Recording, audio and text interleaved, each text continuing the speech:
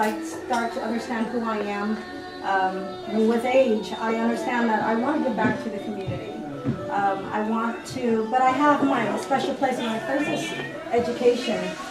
There's this, I see the disconnect between the Stockton community. I always end up going back to Stockton because that's where I came from, and I lived amongst, amidst the drive-bys, you know, that red car is going after that person, duck. Like, and that was my norm, you know? And it was okay to me because it was my norm. I didn't think anything of it, right, in Stockton?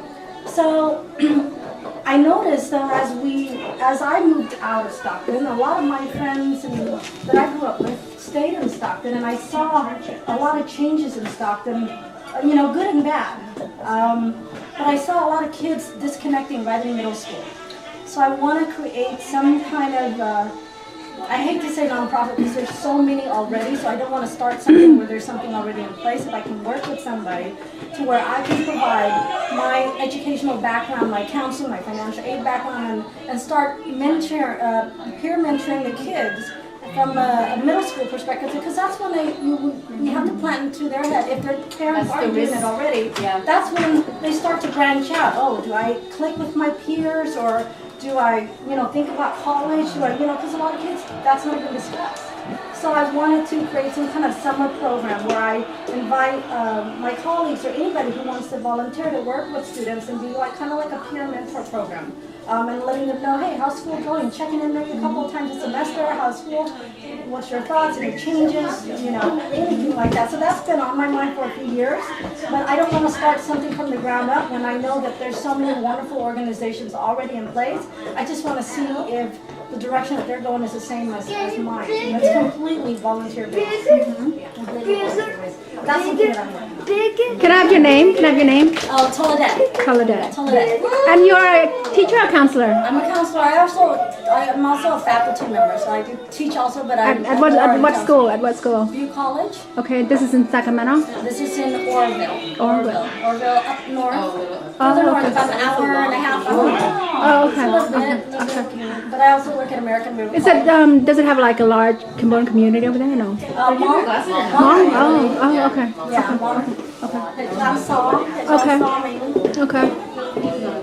In terms of Asian, Hmong would be the Hmong, largest, but it's okay. not that. Okay. If you want something sweet or dry. Okay.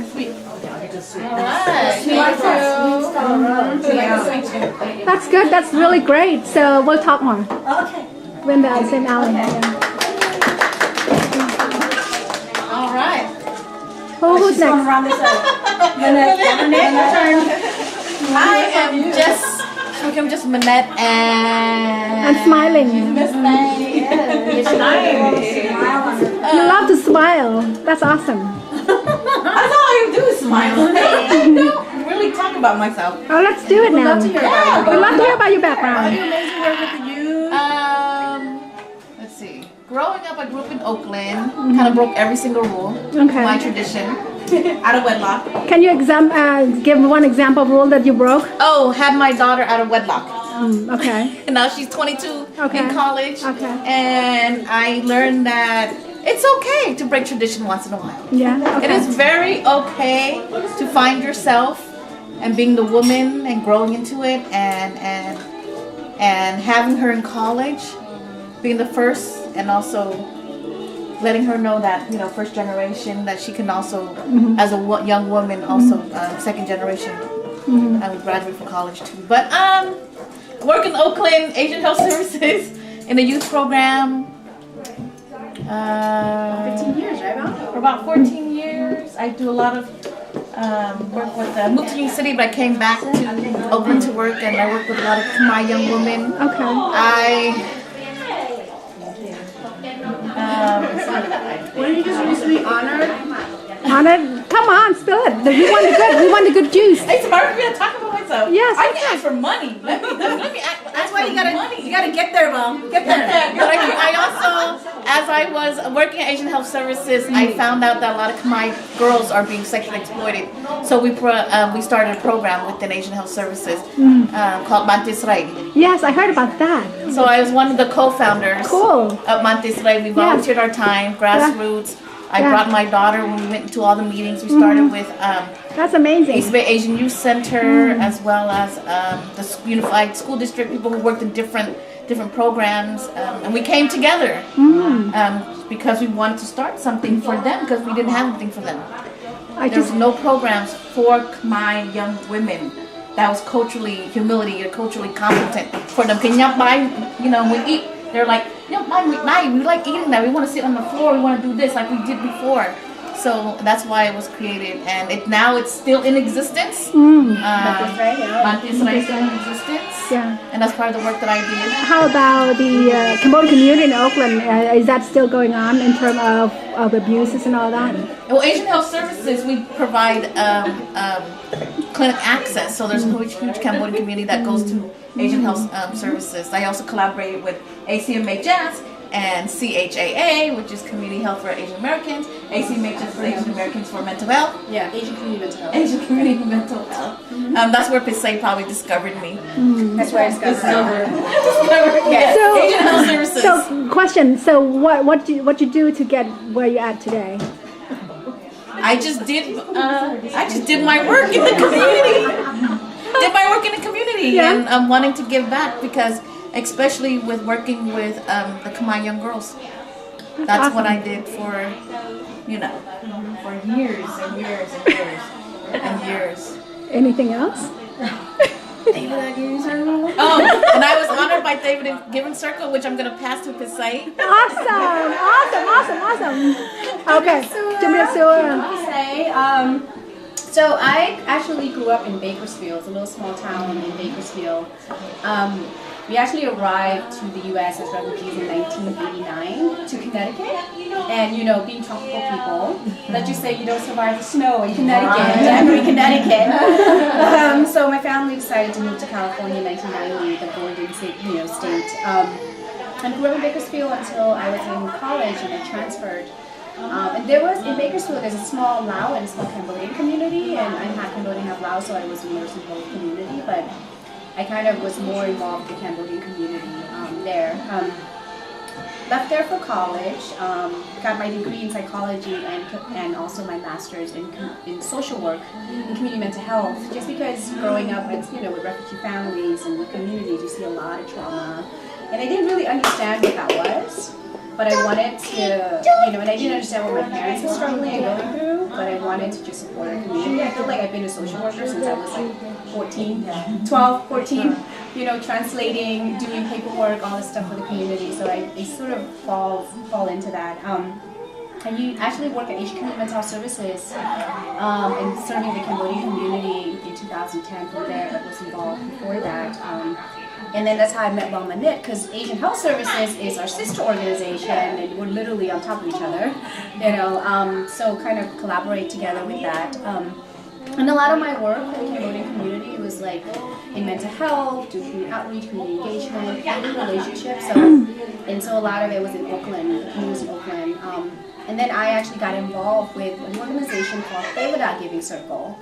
Hayward Giving Circle is actually a small philanthropy organization. It's literally the First Nation, and his whole mission is really to fundraise every year, and to fundraise in order to really turn those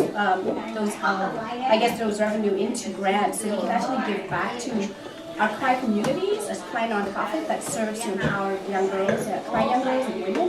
And the whole goal is to really be kind of, switching the dialogue about, it's about giving back to community. That was really the important value of it, is sort of also breaking a lot of the stigma that Khmer community as refugees, right, we're always sort of the receiver, right, and not the giver. And this is a way of really changing that. We are, as a community, we are the one who's really building our community. We're the one who's really empowering our community, and we're the one who's actually going to give back to our community. So I've been part of the Hayward Giving Circle since 2013. And also every year we actually basically celebrate International Women's Day. And on International Women's Day, we actually honored a lot of Khmer women who are, been very involved and engaged in the Cambodian community as leaders. So while Manit was one of our honorees as a Khmer leader, the Courage Leadership Award, and then Ratha is also one of them. So that's how I actually actually kind of, met them. And about that time, it's so funny because we met when I was working at domestic violence shelter in like 2005, 2006, right? And you were with Cambodian Community Development. Yeah. And we didn't even realize that we knew each other until like 2010 or 2011. We had like an art gallery thing. Yeah, it was small little world. So going back to the David Giving Circle, so I wanted just to share a little bit, and then also. Hello. This is my pitch. So we're growing and we're also looking for members, and really the whole point is to engage our Khmer women and in the community to be involved and support. And so this is sort of a little information about David Giving Circle if you're interested in learning more about it. Can you lift it one up? Thank you. Oh yeah, you don't need that. Okay. So Okay, got it. Thank you.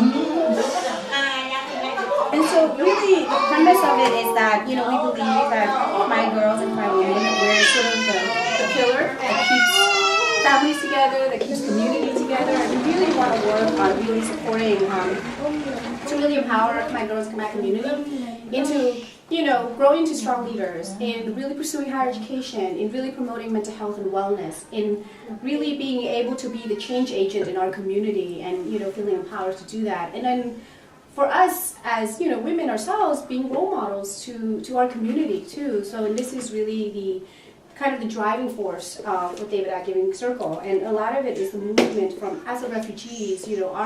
Our parents or grandparents are like surviving, trying to survive as refugees, but we want to start slowly transform our community to thrive. Right? It's really moving from surviving to thriving. We want to be the one who are leaders. We want to engage our Khmer girls and women to be the one that are going to be pursuing their dreams and their ambition. And part of David Giving Circle mission is to really provide the resources to make that happen. And so one piece that we're actually growing into is really trying to engage our community members, especially our women, as well as other community members as a whole, to actually consider being a member of David Giving Circle. And part of being a member of David Giving Circle is that you actually get an opportunity to learn more about the various Khmer nonprofits that is supporting Khmer girls and Khmer women, and building that network and building that relationship and being part of supporting that. And then every year when we actually provide the annual grant, you actually can vote who you want to grant the money to. And based on that vote is sort of part of being part of the commitment of that. And of course, you'll be able to receive some perks, like getting a newsletter and being the first to be involved in signature events of our community. And so another thing is, it's like you're still connected of being a member of David Giving Circle and being able to grow. But you can give as little as you want, or you can give as much as you want and not feel the obligation. And I know all of us, I would be, let's be real, being Khmer women, we're very busy with our lives. And so in a way, but being part of this, I feel like it's also a way of us connecting with each other, but also empowering each other and supporting our community. So I know that if you look in the back, the membership can look like, oh, $100 a year. Oh my gosh, that's too much. No, it's not. If you think about it, break it down. 12 plus, ladies. 12 plus. Yes. Think of it this way. It's literally 3 cups of coffee a month. So, think of it from that perspective, but what you can give back to our community and how you can be involved in our community and being able to be part of something that's growing. And we're the first in our nation to grow, and we want to expand and grow. And eventually, we have that visibility not only just locally, but statewide, nationally, and hopefully that we can actually be that voice of visibility for our Khmer community. So I just want to pass this around to think about if you want to be a member. This is the first time that this year that we actually started this, and I know I've been getting feedback from our community that, they want to give back, they want to support, but they don't want to be too actively, as directly involved. But this is one way of saying that I can be a part of a giving circle and supporting our community. Question. How many members do you have now? Our executive council that's actively involved, our board, is 6 of us so far. And with this one, this is what we call a second tier member. And many of these members you're not going to be part of the executive board, but you are involved in decision making of, who we grant to every year, being involved in, in community events that's going to happen, and then also receiving updates about what's going on with David Giving Circle, and how you can also give feedback how you want to help us grow and strengthen David Giving Circle in order to help strengthen our community. So that's the aspect of being a member of David I Giving Circle. So this is the first time you start. This is Like the this, first okay. year, so Okay. this is our launching of 2018. We don't have any members yet. Where did we sign up? Yeah. Who needs a pen? Who needs a pen? Who needs a pen? Right here. It's in the back. Have an online form? We actually, we do. No, this is just a PDF form. But we will create online on our website. But if you're definitely interested, hey, I have squares. I have checks if you want. But think about it, consider it. Does the website list who the board members are? Yes, or- it does. So Okay. definitely go to our website if you want to learn more, if you're interested or you're curious about David I Giving Circle. I think a few of you maybe this is the first time you heard about David I Giving Circle. Love the name. Yeah. I've seen it. Yeah. Yeah, I've so, seen it. and we started, I believe, in 2010, and we actually did our first international women's celebration in 2011, and we were able to honor a few of our kind of folks in the community. And then we actually had the event in San Francisco at that time. And that's how I learned about the David I Giving Circle too. Yeah. That was recipient then? Huh? Oh, I in San Francisco. It was in San Francisco. It was me. I was there.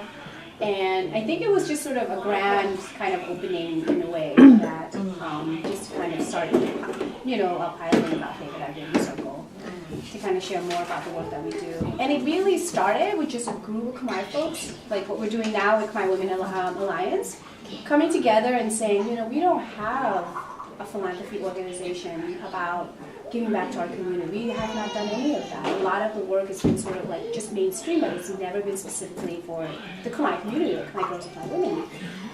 So a group of Khmer folks came together, had potluck, that's lokari, makes lokari, and they really started talking, and their goal was to just fundraise for $500. It's like, we don't, all we want to do is just fundraise a small amount and just give back to our community. And so the first year they literally fundraised, and they fundraised like $1,000. And then the second year they fundraised, it was like $5,000. And now, I think this is our, seventh year? Sixth, we now have moved up to fundraising every year about $20,000. So we've grown a lot in the last, 6 or 7 years. And we want to continue to grow and, hopefully to expand. And the beautiful part is that our Giving Circle, we don't operate in silo. We are actually connected to other Asia Pacific Islander Giving Circle, and it's called the APIC. And they're part of a 35 plus other different Giving Circle that support the API community. But we're actually the only client out of all of the Giving Circle. But through that partnership, it's about building a movement, right? It's about, we are strengthening our local direct community, but we know that in order to be a change system, to be a change agent, to really build any kind of, change in our community, we partner, we grow and we expand, and we also build that collaborative work. So we're connected in a larger way, and I think it's a beautiful thing to know that we have so many alliances and allies in the community. So yeah. How do we find our recipients in terms of grantees and? What we do is by when the nomination comes, we'll actually share with you who are the recipient that's going to be there, and then from there you get to vote who are the recipients. How do recipients find you, or what do they? We do the research on them. So they don't write grants or apply. Okay. We actually, because the way we approach it is that we will find you, we'll learn about you, we'll see how your work is, and then from there we actually build relationship with you. And then from then we basically see within our budget, do we have opportunity to expand, to also be able to grant new organizations. So the organization that we grant now, we have 6 organizations that we actually grant. One of them is Khmer Girls in Action in Long Beach. A lot of their work is social justice work. They do a lot of campaign about, one campaign I think they did was the data disaggregation about our community, so they were very involved in that, and also ethnic studies. And it's really coming together and doing a lot of political campaign or local campaign in order to make that change. Another one is we support Khmer Arts. So Khmer Arts Long Beach is also another one of our grantees, and what they do is they engage, vulnerable Khmer girls in the community to really be able to use art as a form of social support, emotional support, but also to preserve our cultural traditions as well, and being able to be connected to our roots. So that's one piece that we support. The other one is the Mekong. Mekong is in New York, in the Bronx, and they do a lot of community organizing within the Southeast Asian community, but specifically the Cambodian community. And a lot of their work has been on deportation, especially our Khmer community being deported, in light of the whole era the Trump administration has been happening right now. And then another organization is, I don't know if any of you have heard of the Khmer Student Coalition. Yes. Yeah? Okay, so we actually also sponsor them for their Khmer Student Coalition conference every year. And really is to really engage and promote our youth with higher education, but also to kind of do that intergenerational learning and connectivity and with that as well. And then the local one that we have here is CIRI, Center for Empowering Refugees and Immigrants. They predominantly provide mental health and wellness to the Cambodian communities and also youth and elders. And we've been granting them to really help them, support the women in really promoting their own mental health well-being and in their healing and recovery. And the resources that they use is to be able to go to their camping every year for the women. And that is their way of really trying to build relationship and engage and kind of find their own way of growing with regards to self-care. So this is their kind of space to be able to do that. So that's what we support them on. And then, of course, Bantisre is also the other organization that we support when it comes to, young girls being sexually exploited. So that's another organization that we fund as well. Is it a one-time fund? Sorry, It's actually, no, it's great that you're asking. Sorry, I'm delaying it. No. I'm thinking you're saying it's It has been, so far it's been, I think, our fourth cycle with some of the organizations. Okay. Some were new, Some others are have been continuing, continuous, yeah. okay. And, we usually grant a total, 20,000, no, is it 20,000 or 2,000? 20,000 a year, and it's spread over, and then we basically then, provide 3,000 to 5,000 on the first top, and then a few others is just, less every year. And then Kyom is also another organization that we provide. It's in Modesto. They're a Khmer youth organization that does dancing, and also they do scholarship every year. Yeah, So this is nationwide. I thought it was just no, we're trying to grow nationwide. Yeah, so we provide Mekong, and then also we were looking into also Seattle, Washington, a few other organizations. So we're kind of trying to spread all that, and also in a way it's a combination of both. I really highlight about visibility a lot in our community. I believe visibility and voice is so powerful and important for our community to have and to be present. That the more we highlight these organizations and the more they're out there, I think that the more we also stand out. We are the one that's stepping out as well to see the great work that our community has done, but also the growth that our community has been growing to a certain extent too. So. And then this is the whole purpose, it's a combination of both. It's a combination of giving back to our community. It's about making our community be more visible. It's also giving voice to our community and empowering our community to also have a voice in a larger scale of things. So yeah. How else are you marketing the fundraise or the soliciting? How else are you? We actually we do so many fundraising every year. But you want to talk about fundraising? We already do. Well, one of the largest. One main one. One main one that we do is the International Women's Day celebration. That's our big fundraising campaign, and what we do is we actually honor, we basically look for community women in the community who have been really doing great work, so involved in the community and in different aspects, whether it's art, health, mental health, social work, all of that, leadership-wise. And then we actually honor them, and then we also fundraise because we try to kind of connect that to the larger, International Women's Day. So that's one of our largest. But throughout the year, we do small fundraising campaigns, whether it's last year we did a healing and resiliency fundraising holiday. We also, I just did a relay fundraising campaign with one of my other executives. We did a 26-mile relay, and then we invited my partner and then one of our Khmer male friends to join us, so we were able to fundraise about $1,000 to do that. So, but hey, we're still looking for support because our fundraising goal was $2,000. So anybody want to donate? It's fine. Even though That's like $100 each. I know. Keep that in perspective. Look at that. It's like dual giving, right? Question, There could be say, possibility. Fundraising, the number one concern that I've heard is that the money, how much is it that get directly funded or granted? So this is the thing with us is that part of our giving circle is that as a member, we actually would give, we have a due, and I think it's $100 per year right now, but we're increasing it. And for the giving wise, how much is that? 100% of your proceeds, your donation goes straight back to the community. We don't touch that. That's how we separate it. Our due, we pay the due to be members, but any donation or any fundraising, 100% of that proceeds turns right back into grants and we give back to our community. So that's the difference between what we have is that we actually do not separate 25% goes to the cost and all of that.